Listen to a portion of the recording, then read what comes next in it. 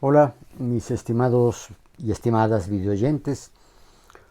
Ya hace más de un mes que no vengo a grabar, en parte porque, y esa es, digamos, la causa más efectiva, que tiene más efectos, pues, en el hecho de que yo no haya grabado, es porque mi telefonito con el que hago estos videos se me empezó a saturar. Y no había manera de hacer caber estos largos videos que suelo hacer, dada la poca capacidad de almacenamiento que le queda a mi teléfono. Eh, Afortunadamente hubo manera de solucionarlo. Tuve que invertir un buen de dinero en reparar mi laptop, que es una laptop bastante buena, a pesar de que me salió bastante barata. Pero sí me gasté unos miles de pesos en repararla porque se dañó el disco duro y hubo que sustituirlo, en fin. Entonces, bueno, estas cosas ya las empecé a utilizar para descargar un poco este teléfono. Entonces creo que ahora sí ya tengo suficiente capacidad de almacenamiento en el teléfono para poder grabar estos videos y subirlos a YouTube. Eh, Eso es en primera instancia. En segunda instancia, pues yo creo que como a todos, tal vez no en la misma medida, a cada quien le quejan de distinta manera las cosas externas, eh, pues hay una efervescencia política que, bueno, vino primero el periodo preelectoral de estas elecciones intermedias, donde se eligieron 15 gobernadores, eh, 300 diputados, y una cantidad que no tengo yo clara, pero sí sé que son muchos presidentes municipales, ¿no? Y bueno, como se sabe, la vida política en este país ha venido en un encono creciente a esto que algunos le llaman la polarización. Eh, es decir, porque mucha gente que estaba, digamos, en medio de los dos polos de la política, y habría que ver cuáles son estos dos polos de la política, vaya, más que cuáles son, cómo les llamamos, ¿no? Esto es importante porque al llamarlos de una o de otra manera se pueden ubicar en uno u otro lado o en uno u otro espacio del intermedio que hay entre los dos polos, pues uno puede empezar a confundir, no a confundir, sino a mover hacia un lado o hacia el otro a grupos, actores políticos, etcétera, etcétera. Y creo que aquí es importante, y he estado cavilando mucho al respecto, decir algo sobre el lenguaje político, ¿no? Que finalmente también es el lenguaje periodístico, de alguna manera, lo que se le llama el periodismo, que ya les expliqué alguna vez, que ese fue el nombre que se le empezó a dar cuando, en el entorno de la Revolución Francesa, es decir, de estas revoluciones que se dieron en Francia, pero también se dieron en el Reino Unido, en Inglaterra en concreto, y un poco en algunos países de Europa Central, en Alemania tal vez, ¿no? Tal vez en los Países Bajos.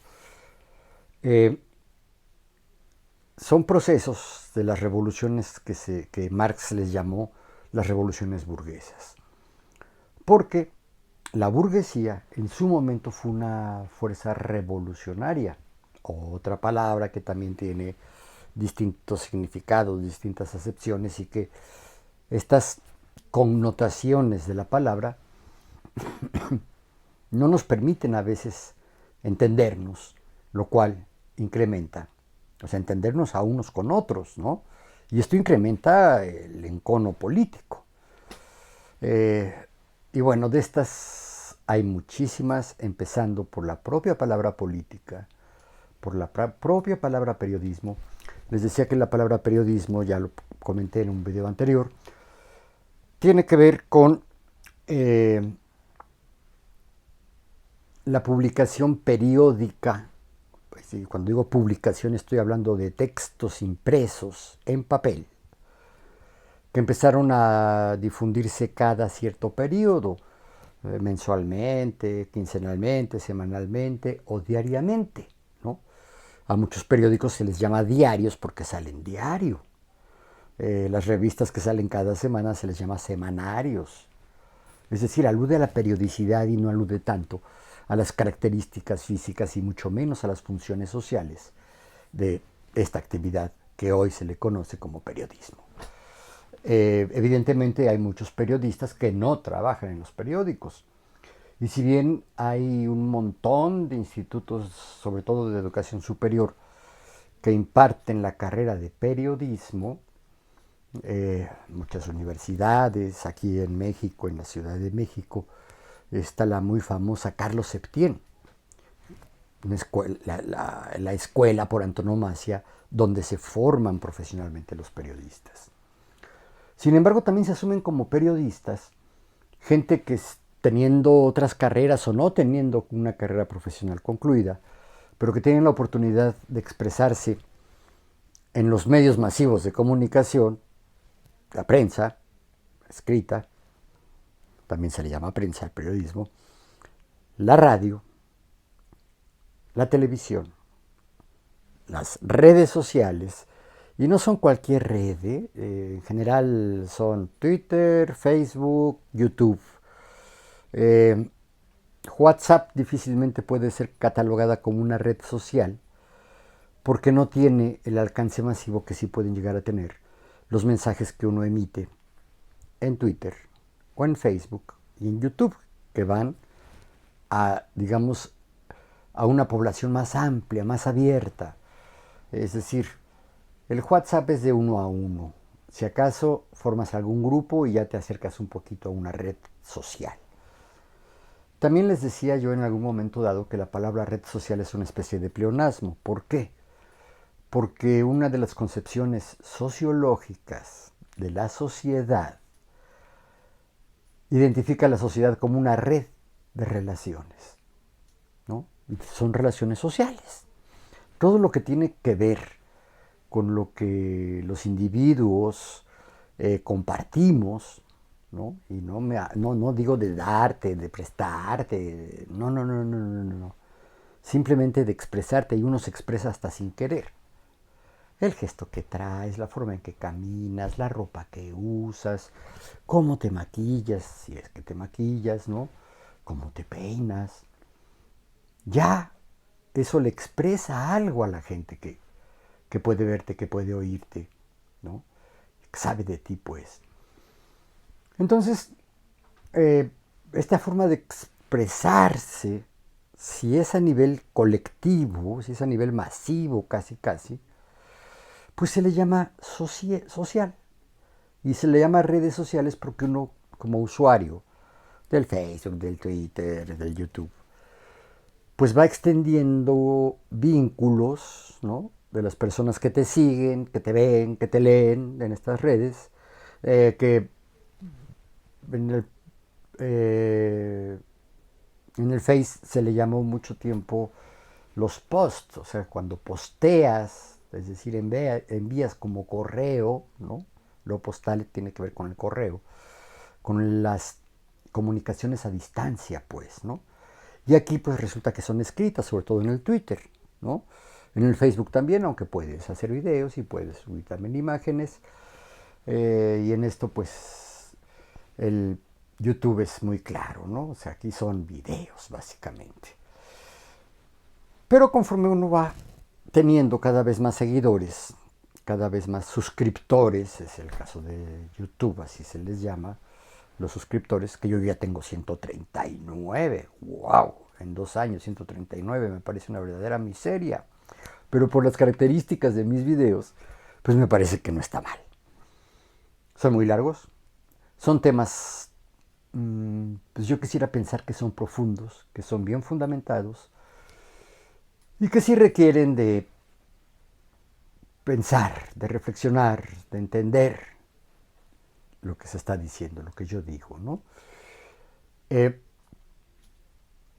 Entonces, 139 suscriptores, pues es la red, mi red en YouTube. ¿no? Pues son las redes sociales. Eh,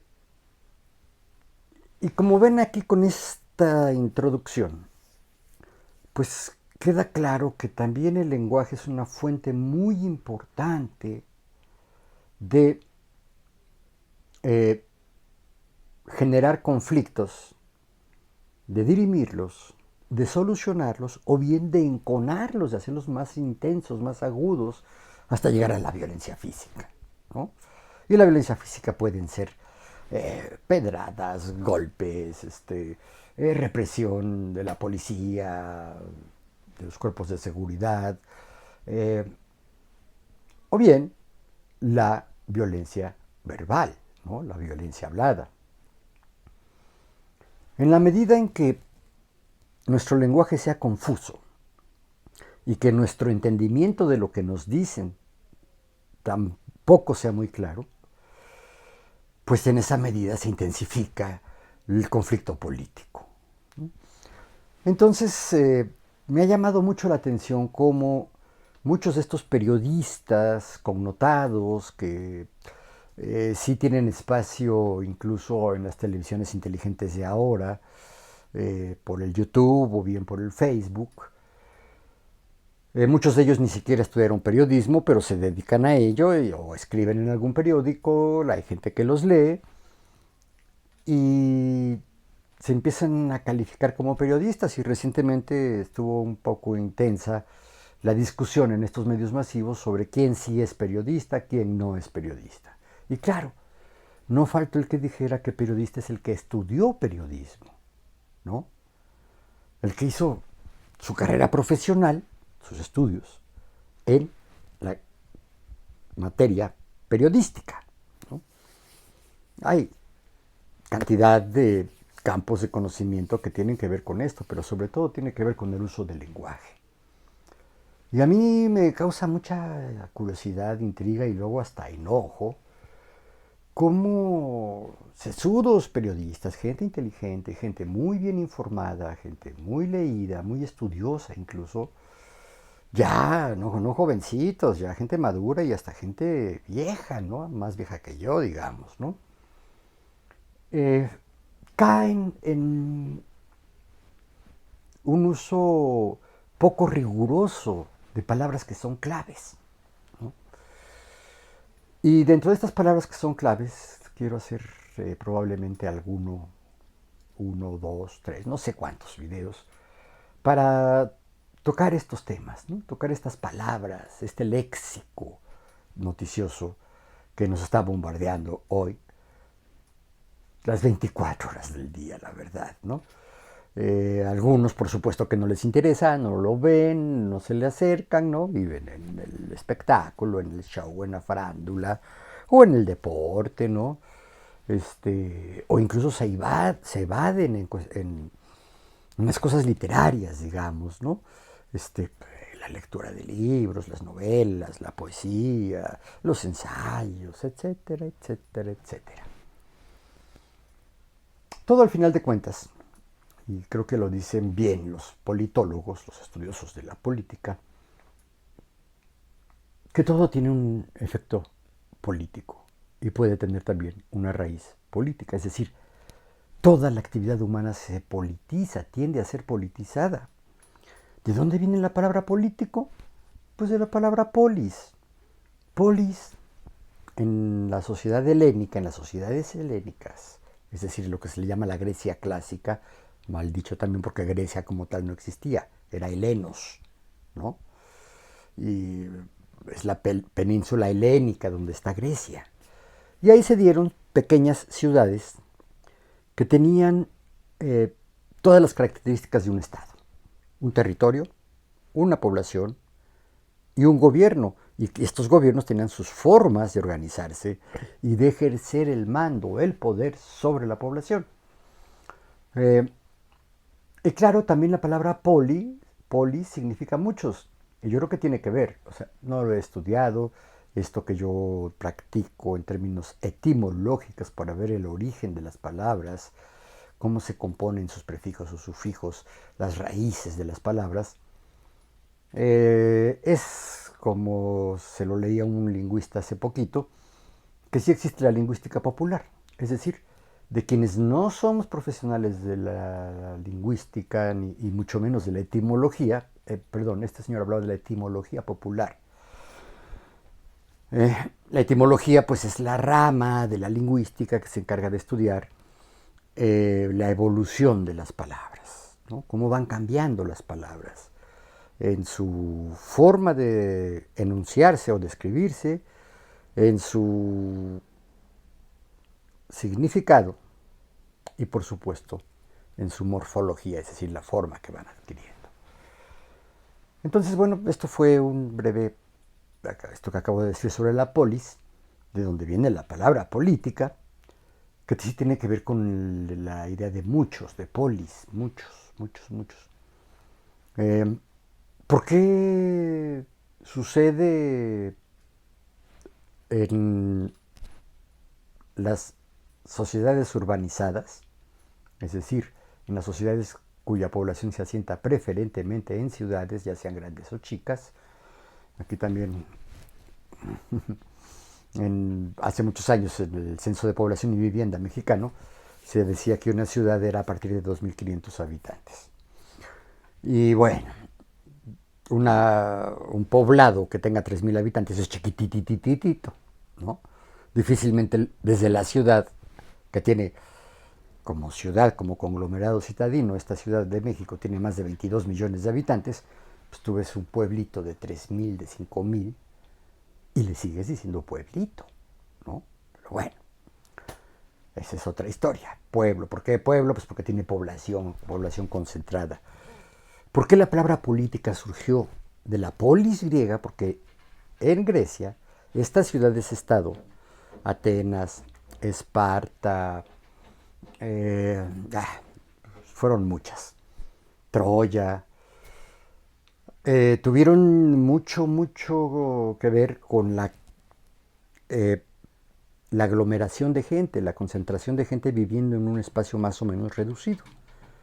Y claro, ahí surge el asunto de la política, porque estando mucha gente, y cuando digo mucha gente me puedo referir a unos cuantos miles, ¿no? Se exacerban los conflictos de interés entre unos y otros. Entonces surge la necesidad de que alguien ordene, ponga orden en la resolución de esos conflictos. Y para ello se necesita ejercer cierto nivel de mando, de capacidad de dominar a unos sobre otros. Ya está mi gatito dando lata, permítanme.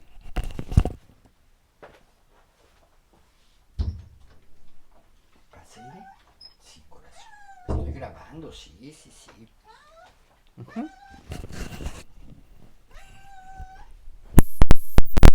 Ya anda por aquí. Me vuelvo a colocar mi micrófono. Ya estoy. Entonces, la palabra polis da origen también, entre otras, a la palabra política. Pero fíjense que el origen es digamos, la multitud de personas. ¿Sí? Después vino la tradición latina, la tradición romana, ¿no? Donde ya la polis ya no era la polis, sino era la civitas. En lenguaje contemporáneo, la ciudad, las ciudades, que es el espacio físico, geográfico, donde se asienta una gran cantidad de población. Desde entonces hasta la fecha, las ciudades no han hecho más que crecer, ¿no? La inmensa mayoría de las ciudades, hasta generar los monstruos como lo que es la Ciudad de México, y digo monstruo por grandote, por caótico, por difícil, ¿no? Que tiene rincones preciosos, que tiene terribles barrios, ¿no? Muy descuidados, con mucha violencia, en fin. Entonces de ahí viene la palabra política, ¿no? Y la palabra política de pronto empezó a referirse a el ejercicio del poder. En uno de los videos iniciales de este canal, de mi canal, hablaba yo de que si entendemos a la sociedad como la red de relaciones que se establecen entre grupos e individuos, Entonces sí la podemos entender como exactamente como eso, como una red, ¿no? Como una malla, ¿no? Donde se entrecruzan los tipos de vínculos. Es más, el vínculo que un individuo puede tener con otro individuo puede revestir distintas características. Puede ser una relación de tipo económico, ¿qué les digo yo? Por ejemplo, entre los padres y los hijos hay un vínculo económico. Los padres mantienen a esos hijos hasta que ya tienen cierta edad y dependiendo de la sociedad en la que se viva, pues esta autonomía económica donde no se mantiene, es decir, no lo tienes agarrado de la mano al papá que te mantiene, o él te tiene agarrado de la mano porque te mantiene.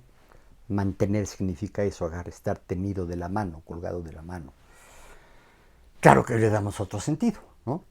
Pero bueno, la manutención famosa.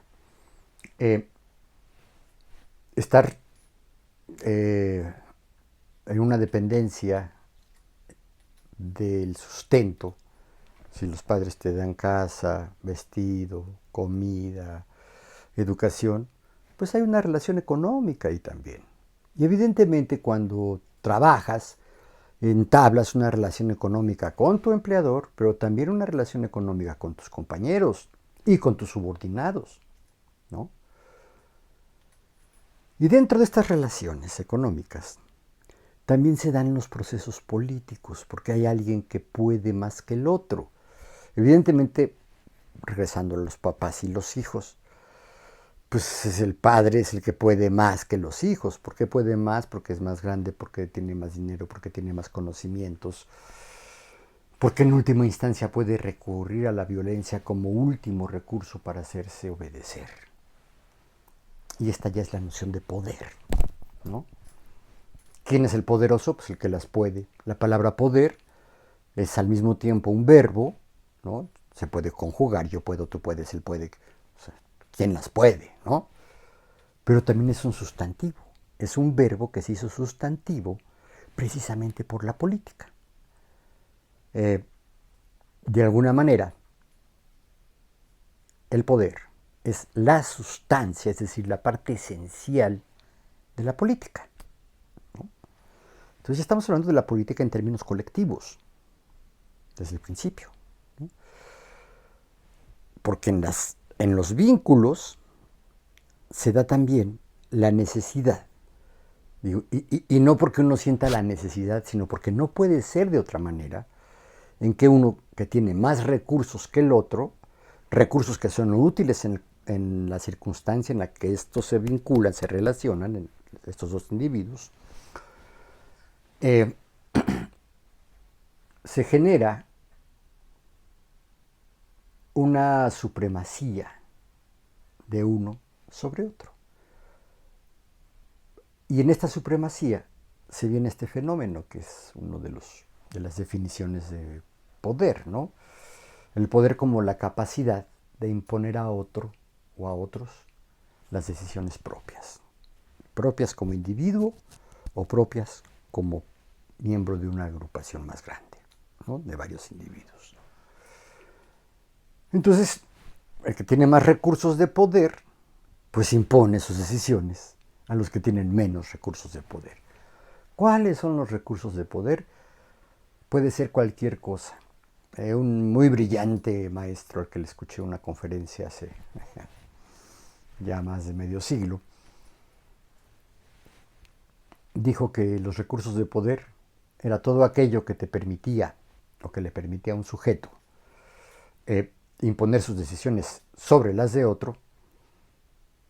Estos recursos van desde la lágrima hasta la bomba atómica. Claro, entre la lágrima y la bomba atómica hay una infinidad de recursos que alguien puede utilizar para imponer sus decisiones, ¿no? Y esto no es solamente el asunto de lo que entendemos como política, porque estoy pensando ahorita en un romance, ¿no? Y esto vean cómo embarra también, por un lado, a la cuestión feminista, ¿no? Durante los muchos milenios en que la existencia de los individuos las sociedades tenía que ver con la fuerza, con el trabajo físico, con el trabajo corporal, ¿no? Pues evidentemente el más fuerte, corporalmente hablando, era quien podía imponer sus decisiones. Si no le era suficiente, pues también para eso existían las macanas, los garrotes, las espadas, los arcos y las flechas, ¿no? Y claro, la organización de un grupo, ¿no?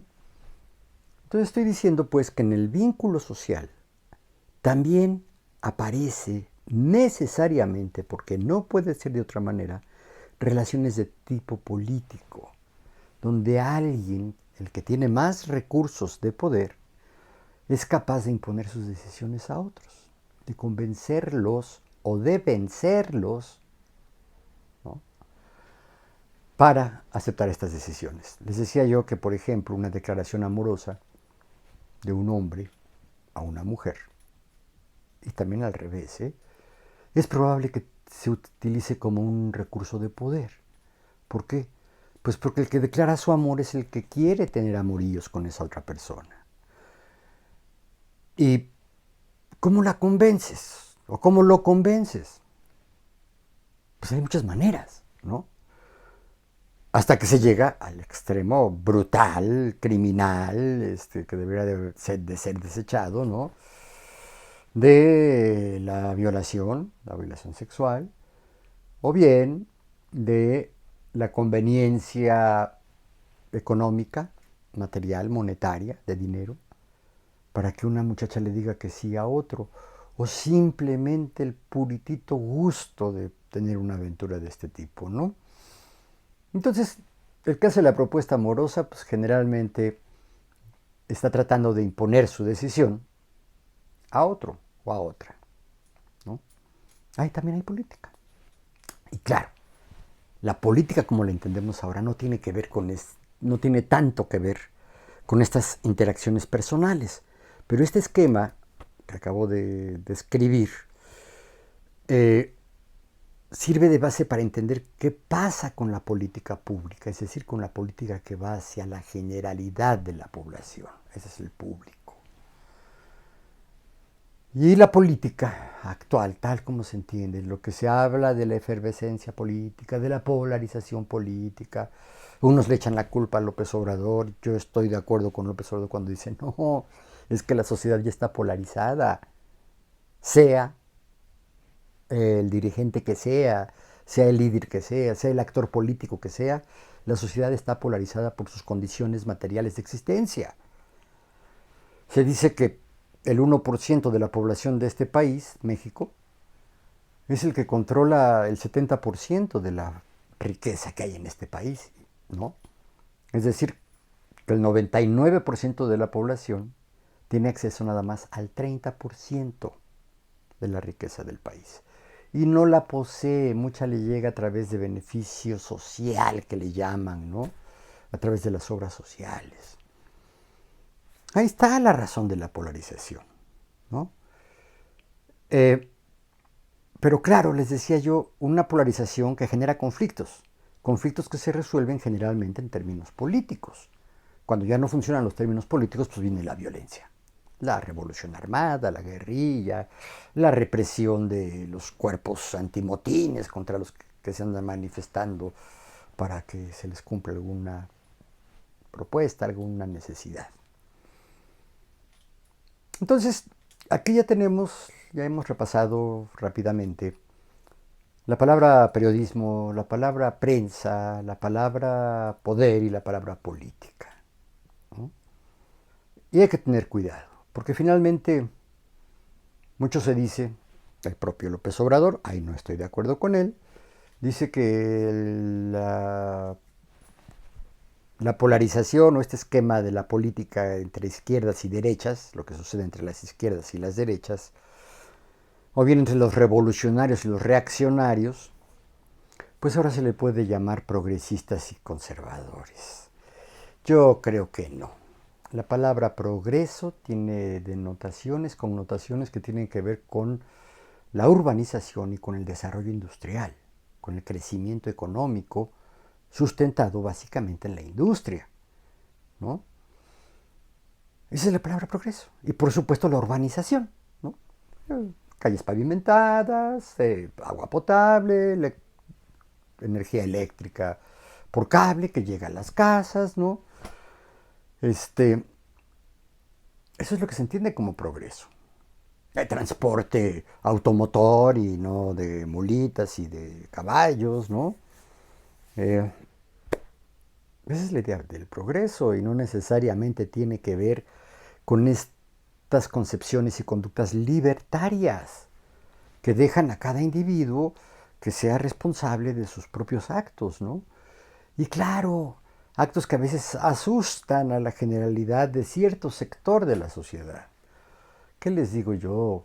El aborto, los matrimonios igualitarios, es decir, los matrimonios entre personas homosexuales, sean lesbianas o sean, ¿cómo se les dice a los hombres? Ya hasta miedo me da de decirlo, ¿no?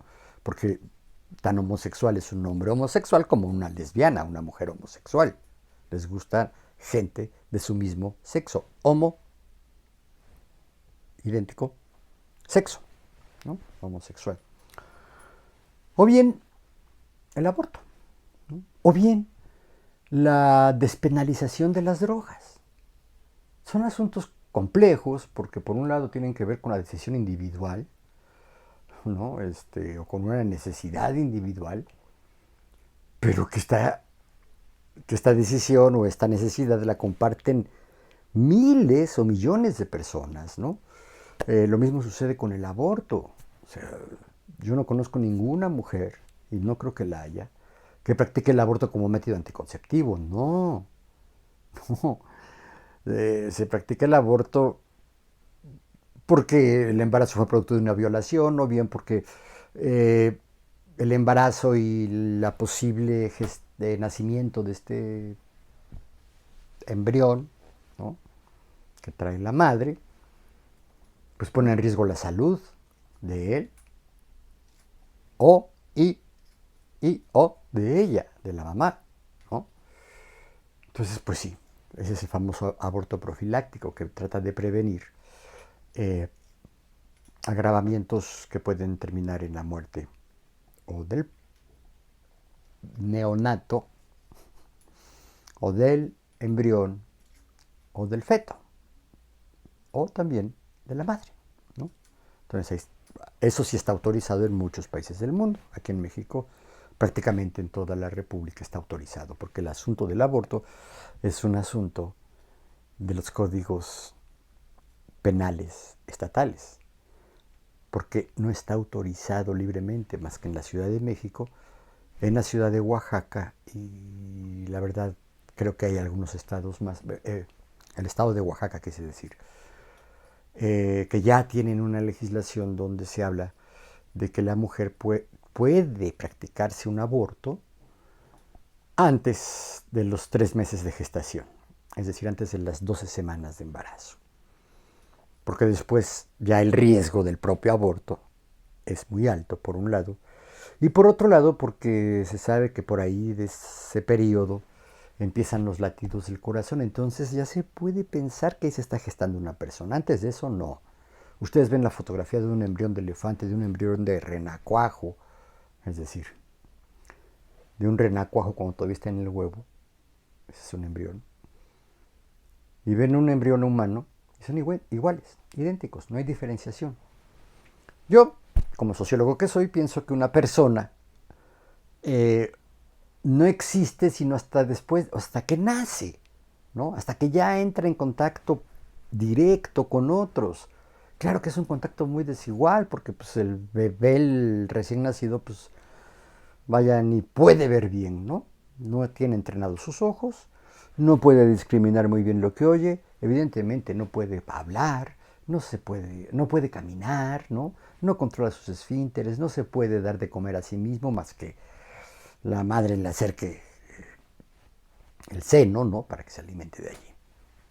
Pero de ahí en adelante ya la influencia que tiene el medio, es decir, las personas que le rodean, es lo que se va a hacer definitivo en su formación, en su futuro, ¿no?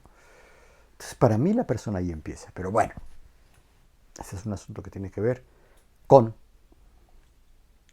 las posturas progresistas en la sociedad.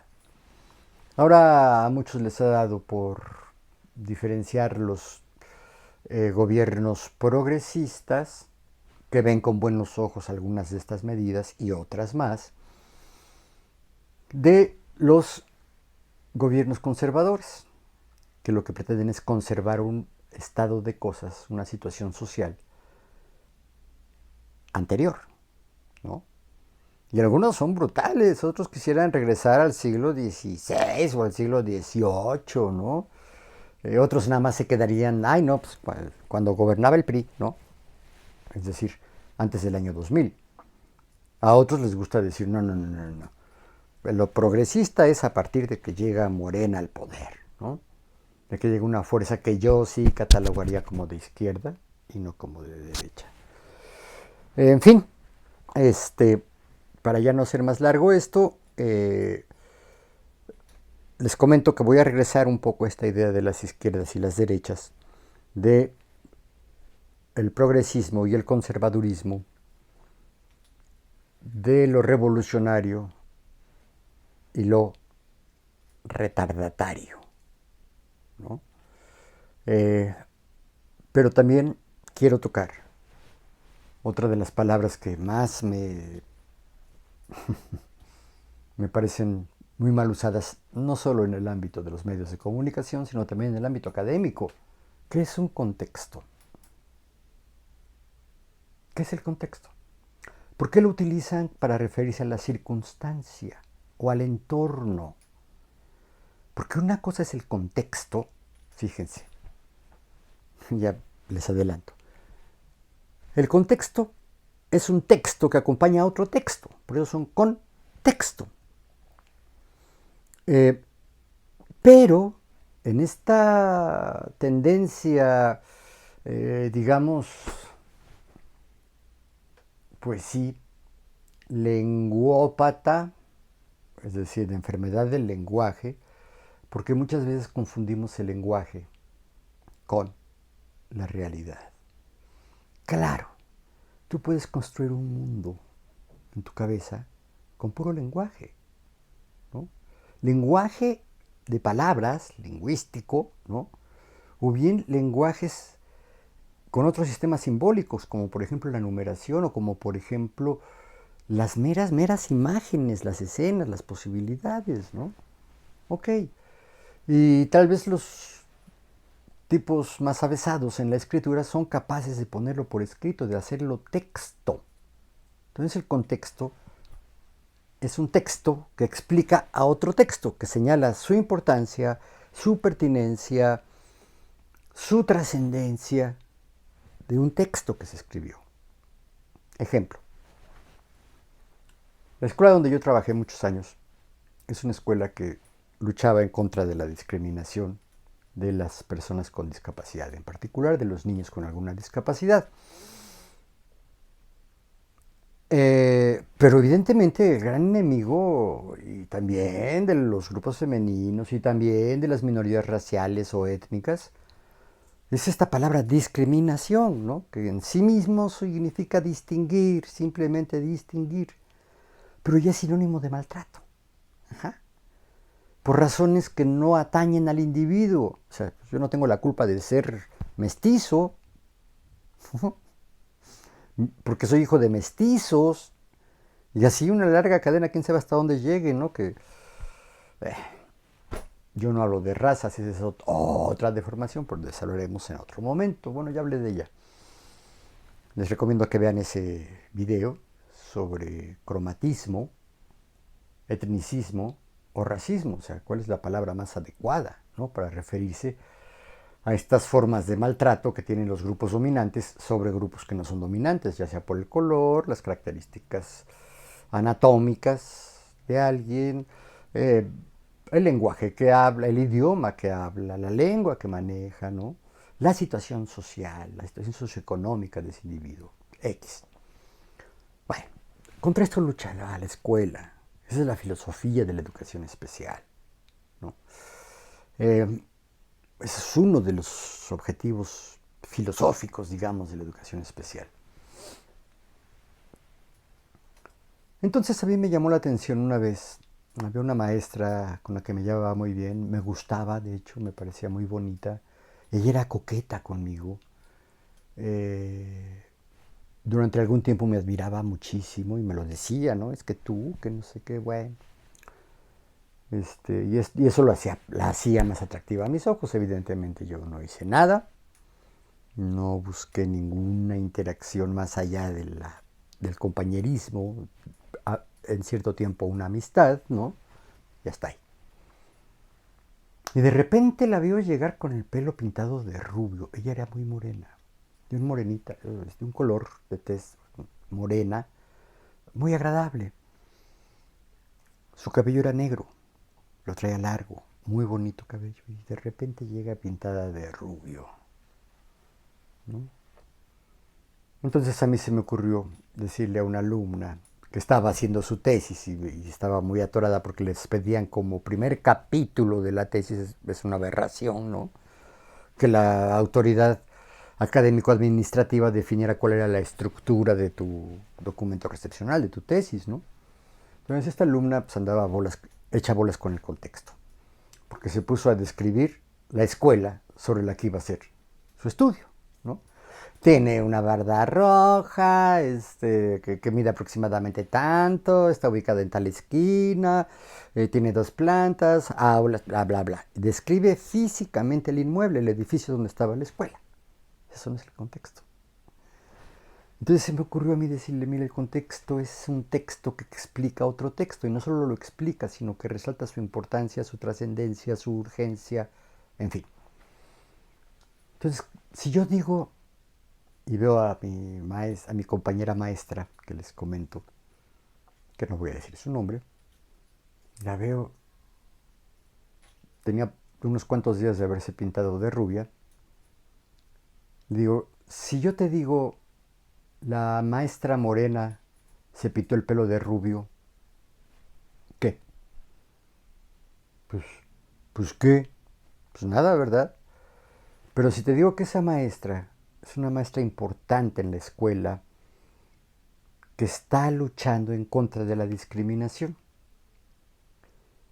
y siendo ya morena y de rasgos indígenas, ¿no? Finita, su nariz finita, sus labios un tanto delgados, ¿no? Sus ojos cafés, grandes, muy bonitos, las pestañas rizadas, ahí sí no sé si eran de rizador o naturalmente, y de pronto llega vestida de güera. Europa fue el continente que conquistó el mundo entero, entre los siglos XIV y el siglo XIX por lo menos, tal vez hasta parte del XX. Y de ahí viene la discriminación. Los rubios europeos empezaron a discriminar, a maltratar, a despreciar a los que tenían otros colores de piel y otras características físicas, el cabello rizado, los ojos rasgados.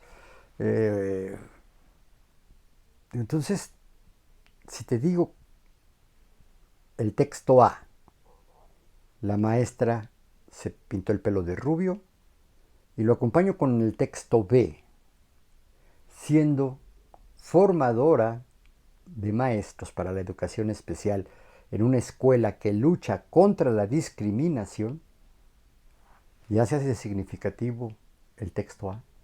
Claro, maestro. Ese es el chiste del contexto. Pero ojo, es un texto, ¿sí?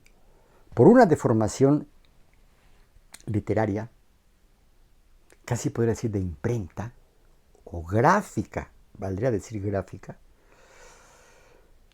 de pronto se piensa que lo que sucede en los escritos sucede en la realidad, ¿no? O al revés, si sucede en el escrito, perdón, si sucede en la realidad, se puede escribir en un texto. Las mejores formas de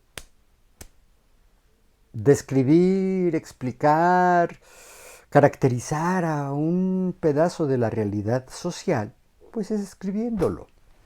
Además así lo difundes, ¿no? Lo pueden leer otros, aunque tú te mueras. Entonces, sobre todo en los grupos digamos, con alto nivel de estudios, ya sea en la escuela o fuera de la escuela, existe esta tendencia a confundir el texto con el entorno, con la realidad. Pero no, el texto hace referencia a una realidad o bien a una realidad imaginaria, ¿no? Pero no es la realidad.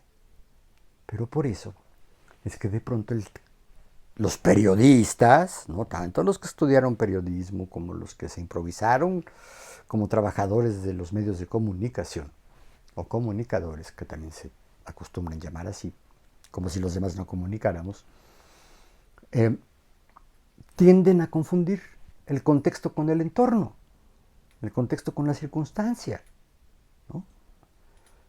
Y eso me parece a mí, híjole, de una falta de rigor intelectual no propio de alguien que tiene la responsabilidad de comunicarse verazmente con su público, con las personas que los leen o que los escuchan. Por eso doy tanta lata con el lenguaje. Eh, Quedará para más adelante también hablar de otra palabra que se ha puesto de moda recientemente.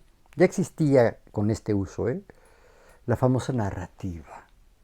La narrativa es una especie de gran género literario de lenguaje escrito, donde están el cuento y la novela, y se distingue de la poesía, por ejemplo,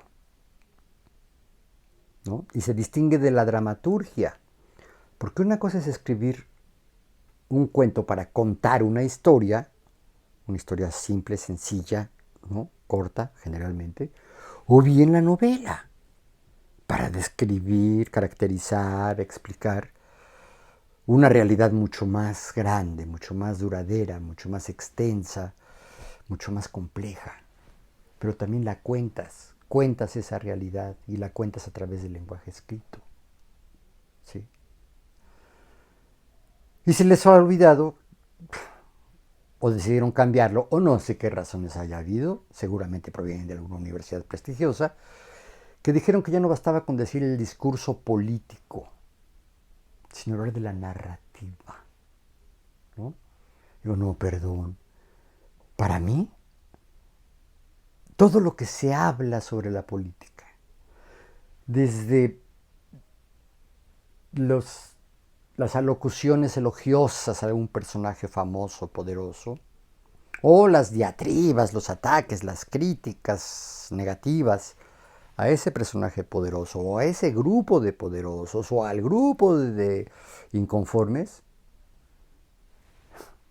se hace a través de un discurso, es decir, un flujo de palabras que te cuentan esa realidad. Pero esto no es necesariamente narrativa, porque la narrativa tiene sus bemoles, tiene sus características. No cualquiera escribe un cuento, no cualquiera escribe un ensayo, no cualquiera escribe una novela. Esos sí son fenómenos narrativos. Cuando cuentas un chiste, estás narrando un chiste. Y tienes que seguir el orden del chiste, sobre todo un planteamiento, un transcurso y un desenlace. En un chiste es chistoso. Bueno, se supone. Entonces, bueno, volveré a la onda del discurso político, dejándoles nada más esta frase. No hay que confundir el discurso político con la realidad política. Son diferentes. Si tú quieres conocer una situación política escuchando el discurso que hacen los actores de ese fenómeno político, no lo vas a entender. Te vas a hacer bolas. Vas a tener que ir a las realidades a las que se alude, ¿no? Y esto es propio del periodismo. Y eso es lo que a veces no hacen, se quedan en el puro discurso. Entonces es un pleito, como dijo también Federico Engels, de frases contra frases. ¿Y eso qué? En la filosofía puede ser interesante, en algún ámbito académico también, ¿no? La discusión de, hoy dirían, una narrativa contra otra narrativa. No, son discursos políticos. narrativos, porque la narrativa creo que es algo mucho más recreativo, mucho más integral. Tú puedes escribir una narración o contarle una mentirita a alguien de corte, ¿qué te gusta? ¿Erótico? ¿De aventura? ¿No? Y no necesariamente político. En fin, espero que hayan llegado hasta acá. A quien haya llegado hasta acá, mi agradecimiento, mi reconocimiento y ojalá puedan comentarme algo.